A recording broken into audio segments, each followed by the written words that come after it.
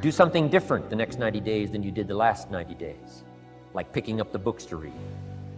Do something different, like the new health disciplines, relationship with your family, whatever it is, doesn't matter how small it is. If you'll start doing different things with the same circumstances, since we cannot change the circumstances, but we can change ourselves. We can change what we do.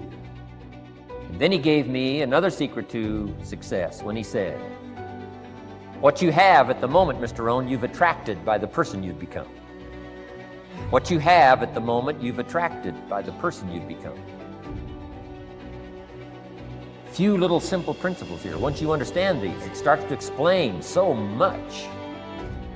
Now, sometimes it's a little tough to take, blaming yourself instead of the marketplace, taking responsibility instead of putting it off on someone else. That transition sometimes is a challenging mission. And this one was a little tough for me. Shoaff said, here's the secret, Mr. Rohn. Learn to work harder on yourself than you do on your job. Once I got that, it turned my life around. Learn to work harder on yourself than you do on your job.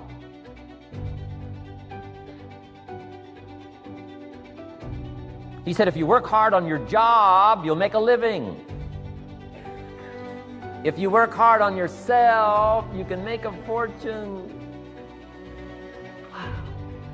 If you would have known me at age 25, you would have said, Jim Rohn's a hard worker. If you'd have known me, you'd have said that. I'm the guy, I don't mind coming a little bit early, staying a little bit late, I don't mind that. You'd have said, well, Jim Rohn's a hard worker.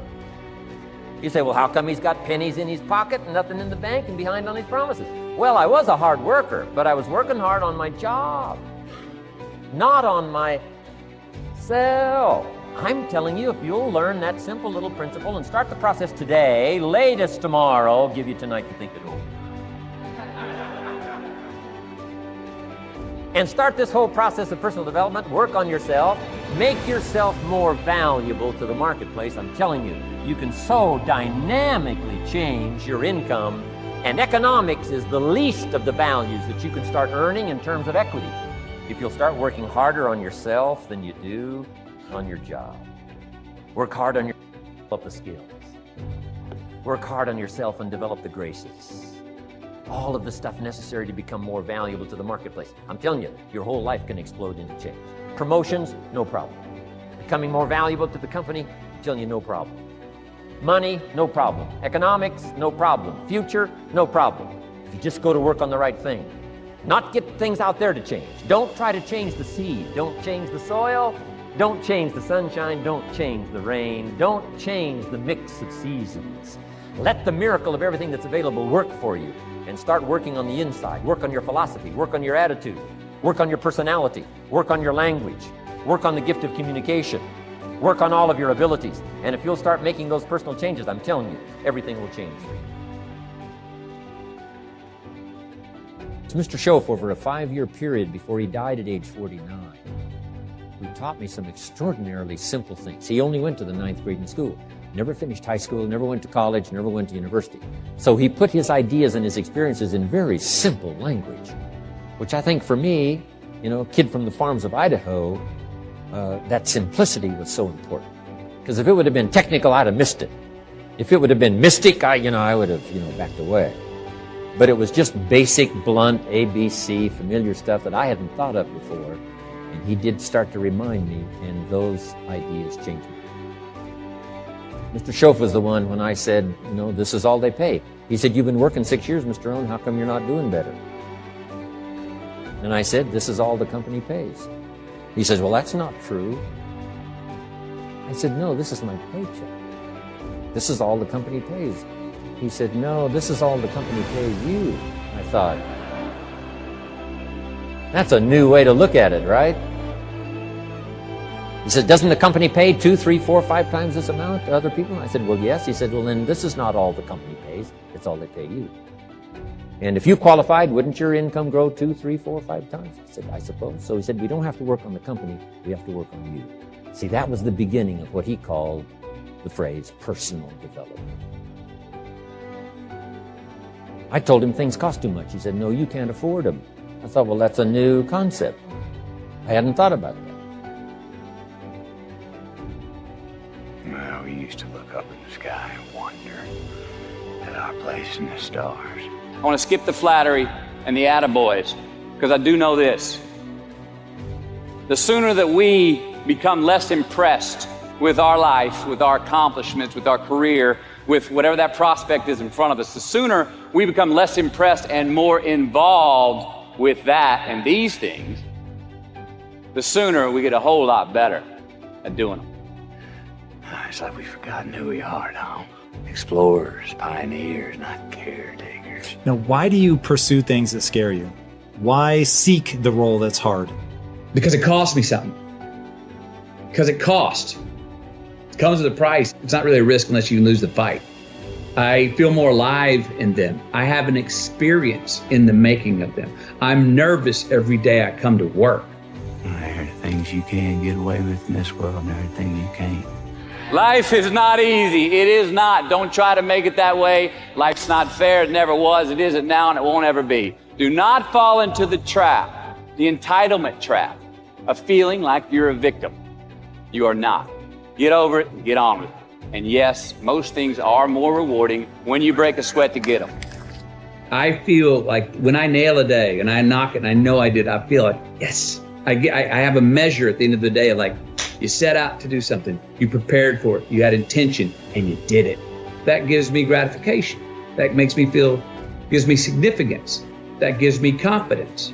So be brave, have courage, and when you do, you get stronger, you get more aware, you get more respectful of yourself and that which you fear. I want to talk about our opponent this afternoon. They're bigger, faster, stronger, more experienced, and on paper, they're just better. And they know it too. But I want to tell you something that they don't know. They don't know your heart. What, because heading out there, I feel like I was born to do. It excites me. Just because you can? Nah, come on. It's not a good enough reason to do something. Even when it means having more. Be discerning. Choose it because you want it. Do it because you want to. It's on you. It's on you.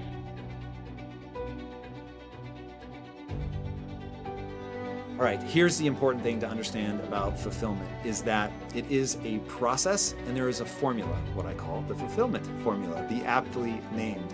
And the way that it works is this. First, I want you to understand that there are these imperatives in your brain given to you by evolution, and you are going to be emotionally rewarded for doing certain things and emotionally punished for not doing other things. And that's where fulfillment comes in. When you put yourself in an evolutionary context, you're going to understand why the formula is what the formula is. So I'll quickly give you the formula and then explain it in context. So the formula goes like this. You're going to work really hard to gain a set of skills that allow you to serve not only yourself, but other people. Okay? Now, why is that the formula? So first of all, it's very important to understand that growing up on the plains of the savannah, you would have had to work really hard to stay alive, to feed your family. So you had to face tremendous danger, massive obstacles. And so nature only has two ways to get you moving, and that is pleasure and pain, punishment, reward. So when it wants behavior, it's going to reward that by making it feel amazing. And if it doesn't want behavior, then it's going to make sure that if you're engaging in it, it sucks. And if it wants you to do something and you don't do it, that will also suck. So this is where pleasure and pain come in, and where you have to really understand why this cycle is so deeply embedded in your brain. So because from an evolutionary standpoint, working hard was necessary for survival, then working hard has to feel good.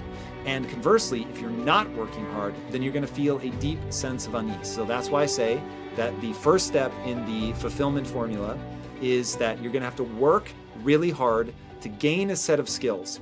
Now, the reason that you're working hard is because if you don't work hard, even now in a modern context where you can probably get away without putting that much time and effort into something, the reason that fulfillment is going to demand it is because from an evolutionary standpoint, you needed to have that embedded in your brain, the directive to work hard to accomplish these things. So working hard really is its own reward, Dad, something that he used to tell me all the time when I was a kid, and he's absolutely right. It is truly ingrained in us, even though we sometimes fight and don't want to do it, and we also have the impulse to chill and lay on the couch. But if you're not working hard, you will feel a deep sense of unease. All right, so we're going to work hard to gain a set of skills. Now, the set of skills is really about serving the group. So we know that humans are a creature that leverages culture. So many other animals are hardwired. And so a horse, when it's born, 20 minutes later, it's doing all the things that a horse can do. But humans are different than that. So we take this long period of gestation, followed by this long infancy. And in all of that, we are going through these different phases of development. And around the ages of 11 to 15, you go into this drinking deeply from the culture moment, where it's not just about your environment anymore, it's about the actual culture and taking in that information. So you're going to gain a set of skills that matter to you and matter to the group. Okay, and that's the part of culture. So you're working really hard to gain the set of skills that matter to you and the group, something that's exciting to you. You just enjoy doing it. That's very important for fulfillment. And then it allows you to serve not only yourself, but the group. Because we're a social creature, we of course need to be rewarded for doing things for the group, and we're going to be punished for not doing things for the group in our own minds. Okay, that's very important. If you're not contributing to the group, you will have this sense of meaninglessness. And this is where meaning and purpose come in. I'm doing something not just for myself, but for other people. It is ingrained in your mind to do that. Okay, so you get this set of skills. Now, this is where passion comes in. You want to be developing a set of skills that you're deeply passionate about, but understand passion also is a process. So you start with something you find interesting, you engage with it. If the more you engage with it, the more fascinating it becomes, then we're going to go down the process of gaining actual mastery, doing the boring, difficult, repetitive tasks required to truly master that thing in a way that the group values.